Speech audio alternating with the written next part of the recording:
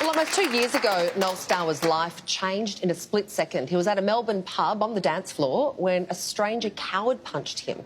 The attack left him in a coma for 17 days. Noel is sharing his story as part of Brain Injury Awareness Week, and he joins us now. It's nice to see you, Noel.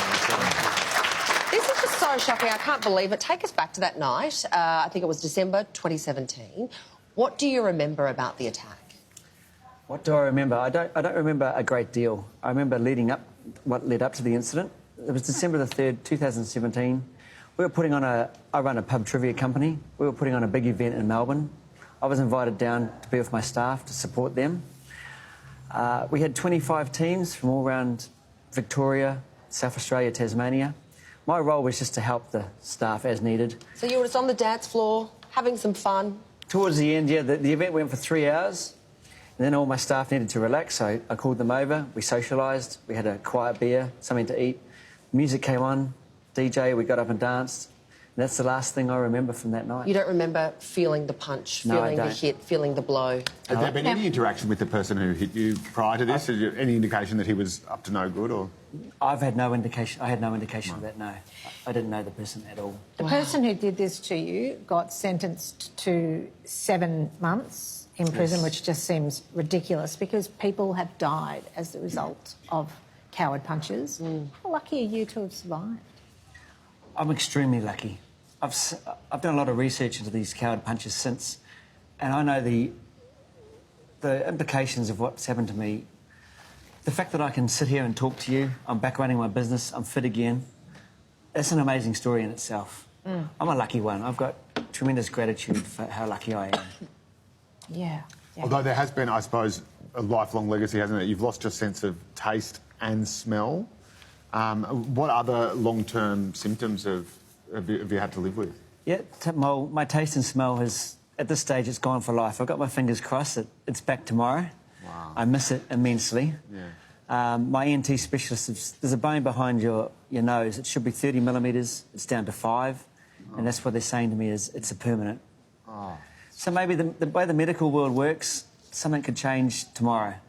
That's such a cruel thing to take away a lifetime of pleasure.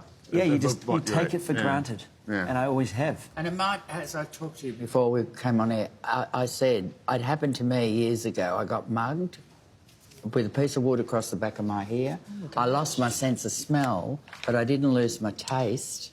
But as I said, the bone didn't join up, but that was 40 years ago, nearly, and I now can start to smell different things. So I hope it does come back for you. I really do. What did doctors do to get you back up and living again? Did you have to do a lot of rehab? Extensive rehab. I'm at the 21, what did that involve? 21-month mark now. No operations.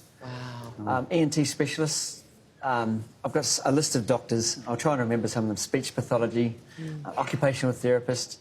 There is a neuropsychologist, my own psychologist, ENT specialist, and then I have my Dr. Bury, who ran the Royal Rehab, and I've got my external doctor, Dr. Zoe Case. They've been tremendous for me. They've given me goals to achieve, and I've achieved them. Your coward punch was caught on security camera. There were 500 witnesses. Have you ever been able to bring yourself to look at that tape to see what happened to you? No, I haven't. Why? I never want to see it. It's called a coward attack. And it was unprovoked, I was unprepared.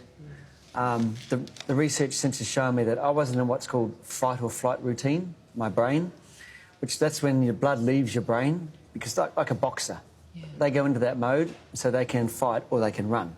I wasn't prepared.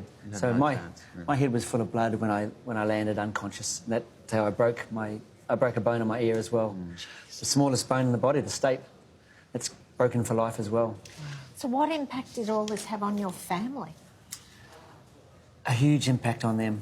I've got a 16 and 15-year-old son and daughter, Luke and Emma, and the impact, it's hard to describe. I couldn't put myself through what they went through. I'm pleased it now happened to me, not them. They've been incredibly strong and supportive of me. And then there's my family from New Zealand, so I'm a New Zealander. They all flew over and helped me out. Well, the Bledisloe Cup's back. Too soon. go there.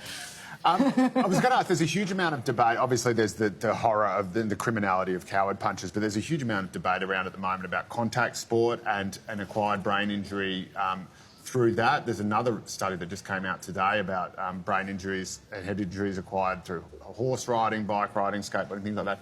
Do you think we need to, first up, look at restricting kids playing contact sport and stuff like that?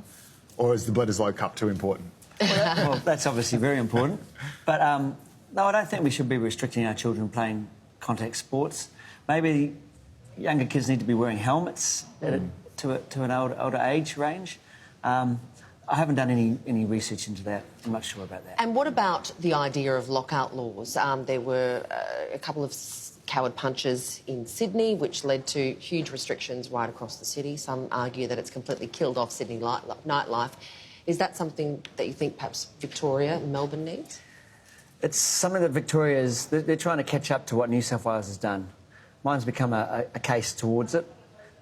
This is a tough one. I work in the entertainment industry, so I want the pubs to go very well. Yeah, me too.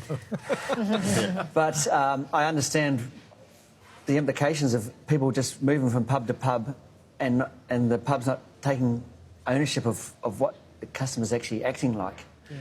And this has prevented a lot of these one-punch attacks in New South Wales in particular. Your rehabilitation has been so impressive. You've actually been recognised on a wall of fame at the Royal Rehab. Wow, well done you. And you've got a little bit of a message for the staff there. What would you like to say? I have the Wall of Fame of the Royal Rehab. It was incredible for me when I was in hospital. I would get out of my room and wander around reading the stories. It was inspirational for me. I thought at the time, I'd love to be one of these stories. Yeah. I didn't think it would be possible, but now they've made me one of the stories.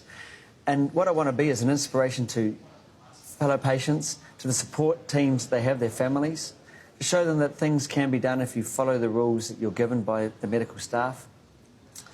But I also want to inspire the staff that work there. They are incredible. What they do, they don't receive the accolades they should. And maybe they don't quite understand how important what they do is. Little tiny things have huge importance, and they affected me immensely. Well, you are such an inspiration. And this week, of course, is Brain Injury Awareness Week. You can head to braininjuryaustralia.org.au for more details. Noel, congratulations and best of luck on your journey.